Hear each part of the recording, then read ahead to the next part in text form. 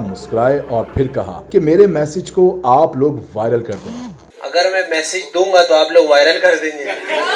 कौमी टीम के नौजवान पेसर ने मजीद कहा कि अगर दुल्हन तैयार है तो शादी कर लेंगे। तैयार है दुल्हन तो उस टाइम काम रेडी होगा तो शादी कर लूंगा। ताहम नसीम शाह के जवाब पर भारतीय अदाकारा की जानिब से कोई रद्द-ए-अमल सामने नहीं आया। दूसरी जानिब सोशल मीडिया पर नसीम शाह की दिलचस्प गुफ्तगू की वीडियो तेजी के साथ वायरल हो रही है, जिस पर सोशल मीडिया सार्फिन भी दिलचस्प तबसरे कर रहे हैं। क्या नसीम शाह को उर्वशी रौटेला से शादी कर लेनी चाहिए? इस पर आप क्या राय रखते हैं? कमेंट सेक्शन में हमें अपनी कीमती राय से जरूर आगाह करें।